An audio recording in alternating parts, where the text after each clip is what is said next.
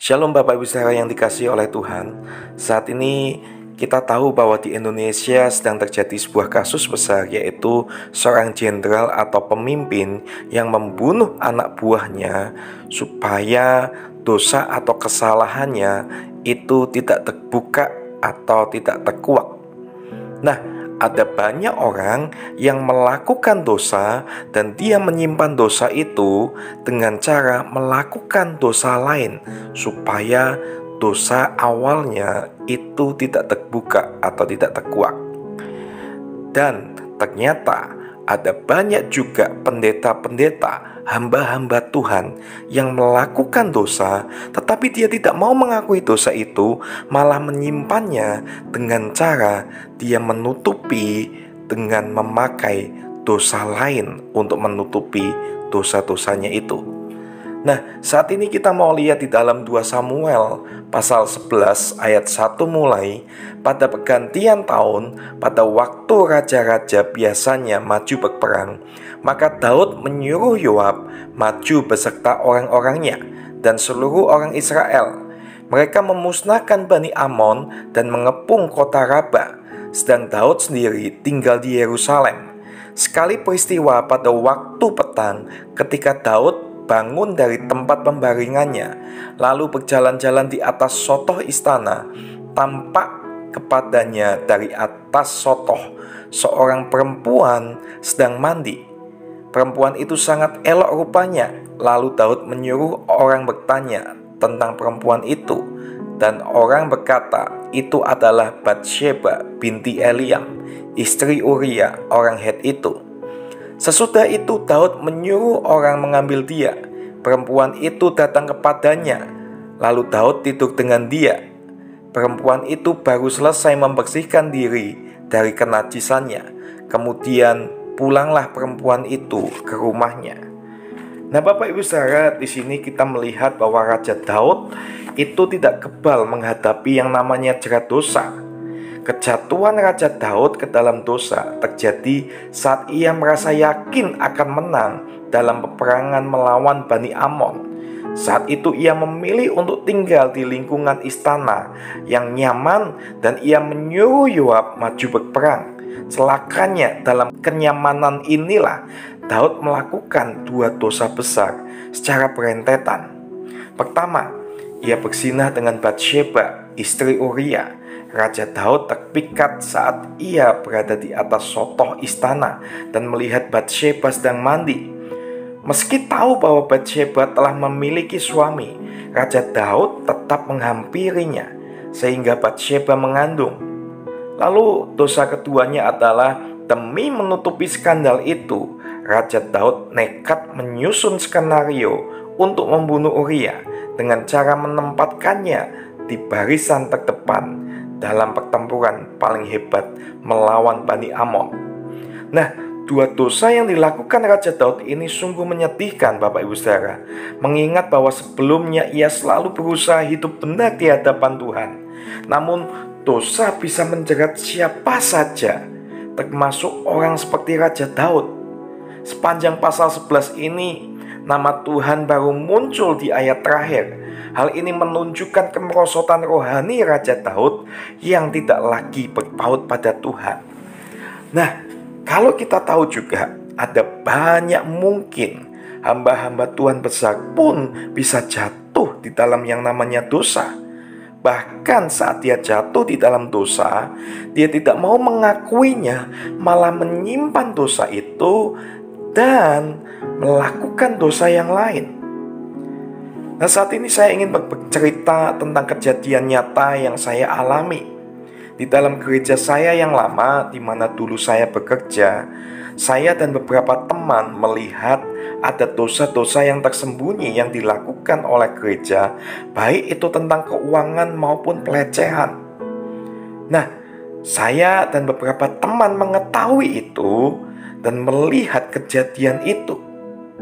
Tapi untuk mengamankan diri, pemimpin kami dengan alasan pandemi dan tidak ada dana untuk menggaji kami, lalu menyuruh kami dengan paksa untuk pindah keluar pulau dengan waktu yang cepat. Dan jika kami tidak mau, maka pilihan kami yang lainnya adalah kami resign dan membuka usaha sendiri. Padahal itu sebetulnya adalah salah satu strategi mereka supaya kepemimpinan dan gereja aman dari terbongkarnya dosa mereka yang mereka simpan selama ini. Bahkan hal aneh pun dilakukan oleh mereka, yaitu jemaat dilarang untuk berhubungan dengan kami dengan alasan supaya kami fokus usaha atau bisnis. Tapi Bapak Ibu Saudara, saya percaya bahwa serapi apapun mereka menyimpan bangkai, baunya pasti akan tercium juga. Kita tidak bisa terus-menerus menyembunyikan keburukan atau kesalahan kita. Suatu saat akan terbongkar juga pasti yang namanya dosa yang disimpan itu, Bapak Ibu Saudara. Jadi sebenarnya tidak ada gunanya kita menyimpan kesalahan atau dosa yang ada di dalam diri kita ini. Ada sebuah cerita yang katanya pernah terjadi di Amerika. Ada seorang ibu yang mempunyai kolam yang di dekat danau yang biasa ia pakai untuk memelihara ikan. Suatu hari ia menemukan seekor anak buaya aligator. Bertahun-tahun ia memelihara buaya ini, walaupun tetangga dan banyak orang menasehatinya agar tidak membesarkan buaya ini. Tapi ia menolak karena buaya aligator ini katanya jinak dan nurut sekali jika ia panggil. Nah, pada suatu hari buaya ini menyerang dia. Dia kaget luar biasa. Untuk keamanan dirinya dan lingkungan sekitarnya, pihak polisi setempat menembak mati buaya itu. Nah, Bapak Ibu Saudara, mengapa buaya ini menyerang ibu tersebut? Ternyata kalau kita tahu buaya aligator itu mempunyai sifat, ia akan menyerang orang yang sudah dikenalnya. Buaya ini menyerang ketika ia mulai tidak merasa takut dengan manusia.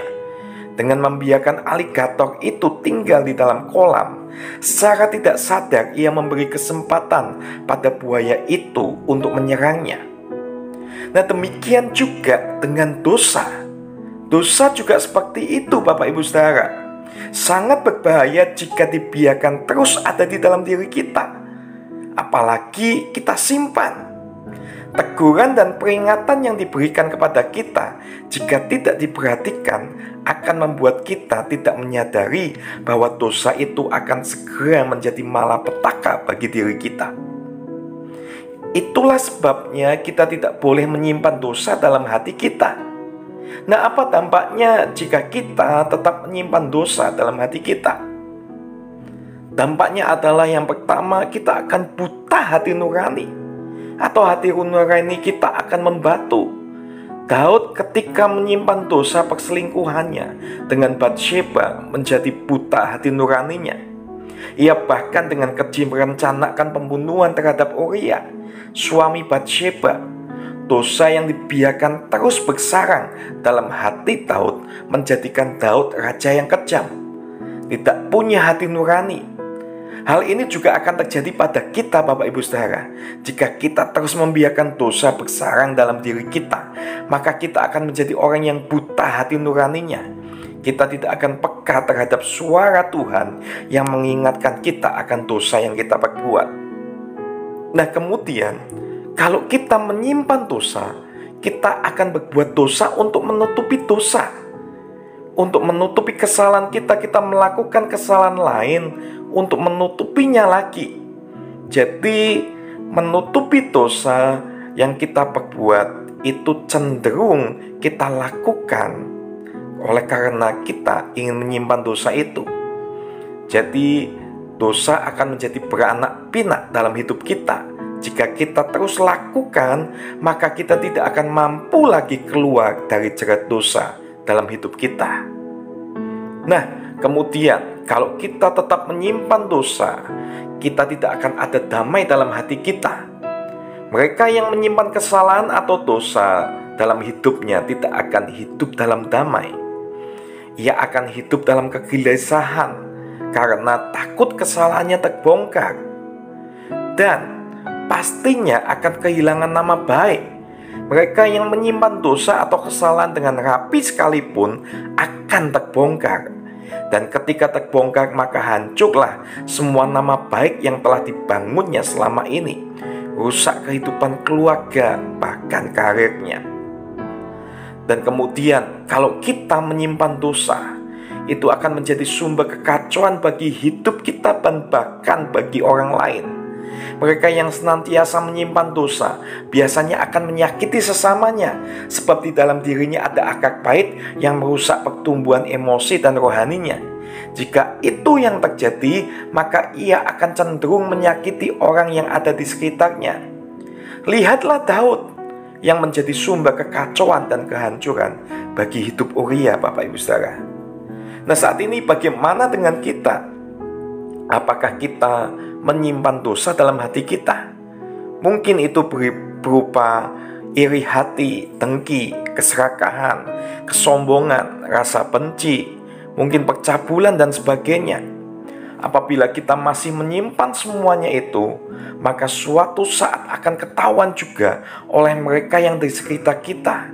Nah, Mazmur pernah memberikan sesuatu yang penting untuk perlu kita perhatikan, yaitu jika kita menutupi dosa kita di hadapan Allah, maka kita akan mengalami kehancuran dalam hidup kita. Tetapi jika kita mengakui dosa kita kepada Allah, maka kita akan mendapatkan pengampunan Allah. Nah, saat ini Bapak Ibu Saudara, bagaimana mengakui dosa dengan benar di hadapan Tuhan? Yang pertama, kita harus rendah hati dan tulus dalam mengakui kesalahan yang kita perbuat. Dan kita perlu datang dengan penyesalan dan kesediaan untuk bertobat. Dan yang paling penting, kita tidak boleh mencari kambing hitam atas kesalahan yang kita perbuat. Mengakui sepenuhnya bahwa pengampunan dosa adalah anugerah Tuhan, bukan karena pahala kita, Bapak Ibu Saudara. Dan perlu kita ketahui, saat kita mau untuk kita mengakui dosa kita di hadapan Tuhan, ada manfaat bagi kehidupan kita, yaitu manfaatnya adalah kita akan sadar bahwa kita itu rentan atau dapat jatuh di dalam dosa. Oleh sebab itu, kita akan berhati-hati dalam hidup kita, karena kita tahu bahwa hidup adalah anugerah Tuhan, dan terutama pada bidang yang memang merupakan titik lemah kita, kita akan punya kehati-hatian. Dan kita juga akan berada dalam proses pembaruan hidup. Kita akan punya hidup yang baru kalau kita mau merendahkan hati kita, mengakui dosa kita. Dosa dapat juga diibaratkan seperti api dalam sekam. Lebih baik dipadamkan sebelum menjadi api yang besar yang akan membakar dan menghancurkan kehidupan kita, Bapak Ibu Saudara. Jadi saat ini Bapak Ibu Saudara, setiap kita jangan simpan dosa kita, tetapi datanglah kepada Tuhan, akui apa yang menjadi kesalahan dan dosa kita. Maka Tuhan yang adil itu akan mengampuni kita dan memperbarui kehidupan kita. Terima kasih. Tuhan Yesus memberkati. Haleluya. Amin.